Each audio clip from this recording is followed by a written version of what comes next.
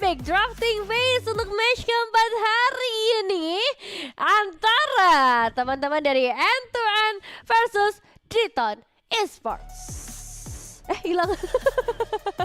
Oke, salah ya tadi aku. Tadi aku kamera di sana perasaan. Aku bener-bener gak lihat salah lagi lihat ini. Aku kaget. Oh, berarti real tuh ya. Alami tuh ya kagetnya. Alami kagetnya hilang. Oke, ini kita bakal melihat ya untuk End2End, itu kan bener End2End. Iya Antun. Enggak ada Antun. Popeyes menjadi pilihan pertama untuk mereka. Membuat dari Diton nanti tidak bisa menari-nari. Dan ada Freya juga yang kali ini langsung ditutup. Masih ya Freya nih jadi pilihan. Tapi kenapa Freya gak masuk kompetitif? Sebenarnya Yang utama. Freya itu hero yang sangat-sangat populer untuk di rank. Itu Iya pertama. di rank. Kenapa populer di rank bukan di kompetitif? Karena kompetitif itu pasti musuhnya atau lawan dari Freya udah mempersiapkan banyaknya hero CC ya. Jadi sebenarnya Freya itu bukan hero yang hero yang sulit dilawan, tapi hero juga yang tricky banget buat dilawan gitu loh. Karena di sisi lain kalau kena efek CC juga dia nggak bisa ngapa-ngapain. Memang di ranked muncul combo Freya Digi itu sering juga dibawakan ya. Tapi ya kalau di kompetitif game itu kayaknya bukan hal yang mudah sih untuk bisa dieksekusi karena dia butuh item kan. Iya, sebenarnya mirip-mirip sama Chip juga kali ya. Kayak di ranked nggak muncul sama sekali, jarang banget kalau misalnya main solo sendirian gitu kan. Tapi kalau misalnya kompetitif benar-benar jadi prioritas. Karena kalau misalnya main Chip sendirian, teman-teman yang gak kenal kagak nurut. Gak mau nurut, aku dibukain portal malah aku yang disalahin. Tapi Heboh sendiri ya. iya. Disangkanya heboh sendiri ya. Iya, makanya itulah susahnya menggunakan hero-hero yang butuh komunikasi gitu. Dan sekarang kita melihat ada Khalid, ada Fanny juga. Assassin masih terbuka banyak, begitu pula untuk Gatot Kaca yang dari tadi benar-benar menjadi prioritas ya dari beberapa match yang kita saksikan. Iya, meskipun untuk kali ini masih ada Matilda dan juga Link ya. Tapi ya Gatot Kaca betul banget kata Nevin.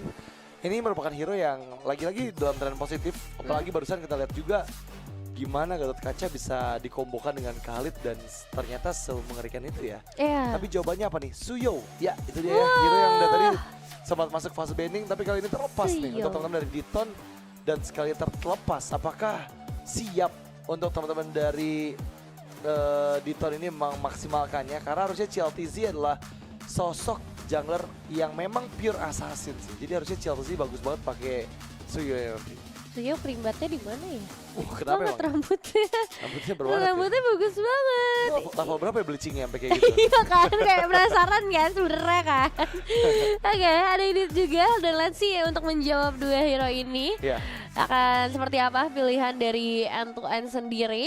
Karena mereka baru punya Gatot nih, pasti butuh lebih banyak lagi efek Shenzi sih. Dan kalau ngomongin Suyo, aku paling sebel sama range-nya sih. Kenapa emang? Jauh banget loh range-nya. Kan aku tipikal yang jarang geser map kan. Iya. Jadi suka damage-nya tuh tiba-tiba masuk padahal dia tuh masih agak jauh gitu. Maksud kamu tipikal dark system kan? Iya. Ya. Udah diperhalus padahal. Kan sekarang udah ada ininya Nevin. Udah bisa diatur di settings loh. Yang di agak white gitu kan. Iya. Itu kan bisa Nggak buat ngeliat mau. ujung dari penggunaan skill-skill kalian ya. Bahkan nggak cuman Suyo aja, kayak hero kayak Tinggal Selena yang aja hijau. ujungnya bisa dilihat gitu. Meskipun nggak kebuka Oh, ya iya. visionnya. Cuman arrow-nya bisa kelihatan juga sampai mana. Dari kayak ujung gitu ya. Dari ujung bener banget. Tapi kalau kita ngebahas drafting lagi, ini jujur aku suka banget sih draftnya End2End ya. Bane dan juga Vexana, 3 hero ini sinerginya bagus banget. Punya knock up, punya efek sisi yang bisa di terus-terusan diberikan. Tapi langsung dijawab dengan adanya Yves nih. Ini Yves mimpi buruk buat Bane banget sih. Iya sih ya, bakal langsung ketutup ya dengan real world manipulations-nya. Dan kayaknya sejauh ini paling keganggu sama output damage aja ya. Karena kan Yves udah gak bisa kegeser-geser lagi dengan deadly catch. Dan let's see jawaban seperti apa lagi yang akan dilanjutkan oleh kedua belah tim. Karena Harith juga udah ditutup. Keduanya belum punya gold laner sebenarnya. Dan kalau kita ngomongin opsi gold laner memang masih sangat banyak. Buat Diton mereka masih bisa ambil yang punya penetrasi tinggi ya untuk menghadapi Bane dan juga Gatot, entah itu nanti ke arah Nathan ataupun Lunox sih sampai saat ini masih belum terlihat di fase banning. Iya, dan jujur kalau ngomongin marksman ya, minimal ada hero yang bisa ngehindar dari jangkauannya Crab Claw Cannon-nya Bane sih. Karena kan itu power terbesar Bane kan ada di Crab Claw Cannon sama Deadly Catch kan. Jadi seenggaknya kalau misalnya mau bawain hero-hero yang punya mobilitas tinggi masih oke banget. Ini Moskov boleh sih di ban di akhir nih. Daripada ntar banyaknya PR ya untuk teman-teman dari end-to-end ya. Mereka kalau main team fight di depan Eve susah. Mau ngelepasin Moskov, kalau Moskovnya di mainin landing jauh sendirian juga bakal jadi PR karena nggak ada yang bisa ngejar. Dan buat mainin landing jauh dari 3 hero awalnya end-to-end ya. Tapi kalau misalnya sampai kelepas juga Moskovnya, ini bakal harus bisa dijawab dengan hero lagi-lagi main early sih. Karena Suyo ini tergolong hero yang cukup early sih kalau menurut aku ya. Dia level 3 kan udah punya 3 skill ya tuh. Iya benar-benar. Dan udah gak pakai ultimate lagi kan. Udah gak pernah pakai ultimate tuh Suyo. Di level 3. Level 3? Kan Suyo gak ada ultimate-nya. Sama kayak Julian kan. Iya benar. Banyak ya. Dan ya tinggal mainin tahan atau enggaknya gitu kan. Bener. Dan lihat itu tidak. ada Moskov yang tadi aku bahas Nevin. Gara-gara Moskovnya gak di ban, ya Moskov jadi dimensi baru lagi buat teman-teman Diton gitu. Mau main team fight, Yves edit ini udah kuat banget. Suyo rotasinya cepet dan Moskov megangin yang jauh. Entun dibikin bingung nih untuk pick apa terlebih dahulu nih. End-to-end. Maafin ya guys. Atau kalian mau serang juga gak apa-apa, gak usah dimaafin. Tapi emang ya pick Moskov ini sekaligus ngebuat editnya juga masih fleksibel pada akhirnya. Dan end-to-end yang harus nebak nih. Pasti dari edit akan jadi seperti apa. Dan mereka tinggal memilih aja Karagon lane-nya head to head dengan Moskov nih. Kalau hari ini sih Moskov selalu bisa menguasai lane, tapi ada Argus. Oh ini debut Argus selama 16 season DGWIB gak sih? Argus Gold lane kan berarti? Coba Bapak Produser cari tahu ya infonya ya. Dari season 1 sampai 16 udah pernah ada Argus muncul belum? Apa ini pertama kali nih? Aku baru lihat loh si Argus ini kemarin. Aku aja nggak tahu itu hero apa. Kemarin lihat di live stream Lim Kocul. Oh iya. Dia lawan Argus. Oh kalau di rank sih banyak. Cuman kalau di kompetitif aku hampir nggak pernah ngeliat ya. Gak pernah, aku juga nggak pernah. Cuma di Shadow Peak doang. Iya, Argus itu tipikal hero yang bener-bener late game. Memang power banget di late game karena ya dia bakal sulit buat bisa di start pick off. Tapi di mid game, early game ini makanan empuk buat Suyo harusnya. Dan ya melengkapi efek CC, Diton menurunkan Chow yang akan nantinya membuat adanya pressure lebih besar lagi dari awal game ke arah sang jungler yaitu Bane yang dibawakan oleh end-to-end. Oke, aku suka banget dengan pemilihan Argusnya. Meskipun kita nggak tahu sebenarnya tujuan dari Argusnya ini akan seperti apa, game lain seperti apa, tapi aku suka yang berani aja. Mantap, itu deh ya. Wanita suka yang berani dan itu dibawakan sama end-to-end. End-to-end. Apakah mereka bisa untuk membawa kemenangan dari Diton? Karena ingat Diton ini adalah tim yang aku bisa bilang mereka bisa menjadi tim terbaik juga dari qualifier. Setuju. Selain tadi exit block juga ya yang udah pernah kita lihat rekam jejaknya kayak gimana, berisikan player-player yang udah lama gitu di dunia kompetitif. Dan ini adalah tantangan buat end-to-end nih dengan membawa Argus kalau sampai menang. Wow, mereka berhasil menekuk lutut ya ke arah Diton Esports. So, kita akan segera menjadi saksi untuk apakah match keempat dimenangkan oleh end-to-end atau Diton Esports yang berhasil berjaya dengan Suyo yang mereka bawa. Oke, dan itu dia untuk match keempat hari ini. Dengan early game yang harusnya tidak akan terlalu agresif bagi kedua belah tim. Kecuali dari Blessy yang sering kita dengar nih. Oh iya, semuanya playernya. Kan aku udah bilang, ini udah sering dengar banget namanya. Aku kira kan, enggak, aku kira kan mereka punya beberapa tim gitu. Tapi ya, dari namanya aja ini udah memberikan jaminan yang besar. Tapi semoga kita salah untuk end-to-end bisa mematahkan ekspektasi kita semua. Apalagi dengan adanya Mayuseo menghadapi sosok Moskov. Sebenarnya Argus tipikal yang agak susah men-take deh, tapi mereka bakal coba untuk paksa langsung area Bluff yang langsung diinvasi, dijajah sedemikian rupa. Lihat dalam satu blok kebingungan, tapi ternyata tetap tumbang juga pada akhirnya. Iya, dan memang agresif banget kan, level 3 aja udah bisa sedalam itu dive-in-nya, menghindar menjauh dari jangkauan Klauze, dan bahkan Klauze-nya bisa juga turut dihilangkan banyak HP-nya yang membuat keuntungan karena Radomiao. Ini yang kenapa aku bilang Diton punya power yang lebih besar dibandingkan dengan end-to-end. Karena memang dari early game mereka memenangkan banyak banget match up-nya. Dari segi Bane dan juga Suyo yang udah pasti early game dipegang sama Suyo. Mid lane yang benar-benar menguntungkan juga untuk Diton. Karena lihat rotasi dari Chow sangat cepat dan Klauze dia nggak punya flicker untuk bisa selamat. Waduh, udah 2-0 aja nih. Dari segi panel eliminasi berhasil diamankan dan menuju ke arah objektif selanjutnya Turtle. Ya terbuka dengan begitu lebarnya. Secara leveling sebenarnya masih nggak terlalu berbeda jauh sih. Mungkin masih ada harapan oleh seorang Liestat nantinya buat melakukan pertukaran, tapi sepertinya bukan pertukaran tertutup karena sekarang udah ada Albert yang langsung dibuka dan langsung di-follow up dengan begitu baik Real World Manipulations dan juga Chelsea dan tidak akan tinggal diam, bahkan The Way of Dragon menjadi akhir nyawa dari serang Close. Kabar buruk untuk end-to-end ya, sepertinya mereka akan di-end dengan cepat kalau kayak gini oleh Dithon Esports. Karena terlihat tadi momentum Earthshatter yang follow up-nya begitu cepat dengan ada Onward. Dan juga bad timing karena bandnya lagi ada Cyclone Eye tadi, Nevin. Dia langsung loncat keluar dari area bebatuan dan membuat dia terkurung dalam area Real World Manipulations. Kali ini Lestat memang tertinggal cukup jauh ya, 2 level di bawah dari Ciel. Dan ya Ciel juga mengambil lagi purple buff dari Lestat. Bottom lane perbedaan 2 level juga terlihat antara Mayu Seong berhadapan dengan Norea. Ini kenapa jadi ada orang Korea nih? Mayu Seong Tiba-tiba ya, tapi emang kerasa banget sih ini beda 2 level. Mungkin akhirnya kita gak bisa ngelihat potensi Argus sebenarnya karena ya perbedaan level tersebut, atau nanti kerasa juga dari perbedaan damage-nya. Begitu pula untuk seorang Radomio, dia unggul 1 level di sisi XP lane-nya, dan beberapa tingkat gold yang sudah diamankan juga. Dan Norea kan harus menghadapi 3 pemain sekaligus. Belum terpantau tanda-tanda end-to-end ingin membuat sebuah keributan, karena sebenarnya mereka bakal kuat banget secara team fight sih, bukan secara laning kalau menurutku. Iya, tapi ya sebenarnya mau dari segi apapun kayaknya dipegang oleh Dithon sih. Dari early mid game ini mimpi buruk buat end-to-end. Lagi-lagi ya, lihat gimana Avatar of Guardian. Wow, masuk memang 1 lawan 2 Norea. Outplay, lihat gimana dia buying time, membuat Mayu Seong dan juga seorang Chris. Ini nggak bisa diselamatkan lagi.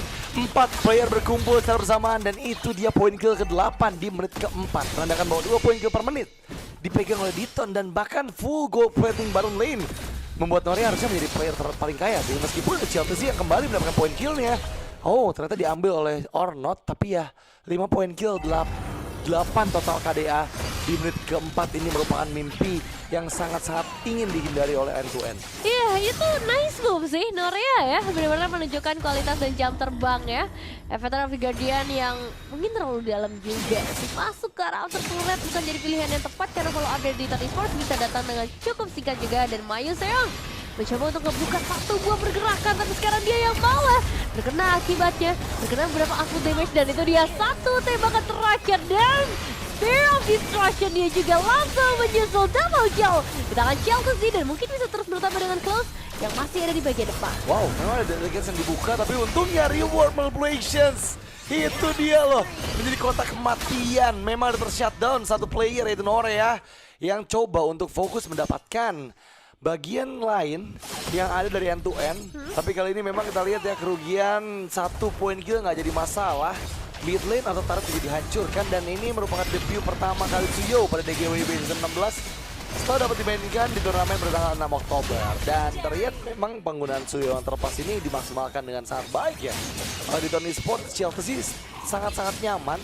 Bahkan 9 poin kill dia kantongi loh, Nevin. Iya, makanya 9 poin kill tambah assist pula ya. Iya. Masih ada 4 assist di sana tanpa terpick off sama sekali. Nah, ini Sky Pearson baru boleh. Nah, kalau ini boleh ya. Iya, stacknya banyak banget Ini mau pastinya. bikin 5 juga boleh sekarang biasanya. Nah, masalahnya ini baru 5 menit Bang Radit. Jadi kayak gimana ya, dalam 5 menit 9 poin eliminasi itu udah terlalu jauh. Dan ternyata Blade of Despair yang bakal dicari terlebih dahulu setelah adanya War X di sana. Masih akan coba untuk memaksa lebih dalam. Close harus kehilangan nyawa yang cukup banyak dan keras banget output damage dari seorang Norea. Nah, itu dia, semudah itu Blazy memang tumbang pada akhirnya karena terlalu pengen aja sih. Iya sih. Kayaknya nggak masuk juga tetap dapat sih sebenarnya tadi. Benar. Tapi ya kalau kita lihat ini adalah menit ke-6 dan tatwa ketiga akan segera hadir. Bisa di skip juga oleh Dithon karena perbedaan 8.000 gold. Bahkan lebih dari 1.000 gold per menit keuntungan untuk Dithon Esports. Semakin dalam lagi, mengingat inner turret top lane juga dihancurkan dan kayaknya nggak mau nge-skip ke arah Lord langsung. Mengingat juga Lordnya mesti lama, jadi ambil dulu aja lah. Sebanyak-banyaknya resource dari objektif yang ada. Karena ya 2 menit lagi juga, menit 8 juga atau menit 9 lah ya baru Lord pertama muncul. Blade of Despair, item kedua yang dituju oleh Ciel, memudahkan nantinya untuk pick off dia lakukan.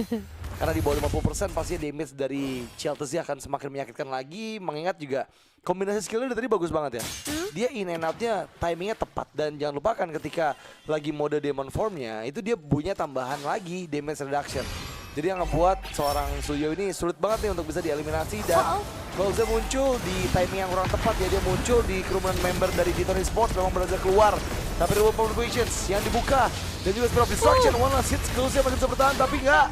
Dengan seorang Mayu Seong yang gagal mendapatkan ultimate di waktu yang tepat. Tetap mendapatkan 1 poin eliminasi dan itu tetap terhitung keuntungan ya buat pemain di Ton Esports. Dan sekarang dengan source skills yang sudah sangat terbatas, inner turret di bagian mid lane mungkin akan menjadi milik dari Diton Esports. Masih ada upaya Desran Close untuk ada di bagian depan. Selama dia nggak tumbang harusnya ini bakal jadi keuntungan. Tapi masalahnya satu tendangan saja yang dibutuhkan oleh Diton Esports untuk menghilangkan skill hero setebal Hylos.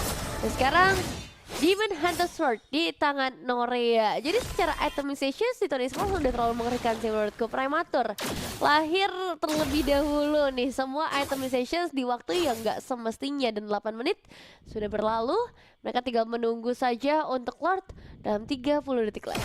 Ya ini masalahnya Norea juga udah jadi item ketiga dan itu akan menjadi tanda tanya besar apakah defense juga dilakukan dan kembali pick off yang didapatkan. Close it down dan The Caps juga berhasil membuat Blessing kehilangan momentum untuk bisa escape dan kali ini 1 tukar 1 nggak jadi masalah karena lagi-lagi mereka nggak butuh Lord sepertinya untuk bisa mendapatkan 1 base turret dari end to end.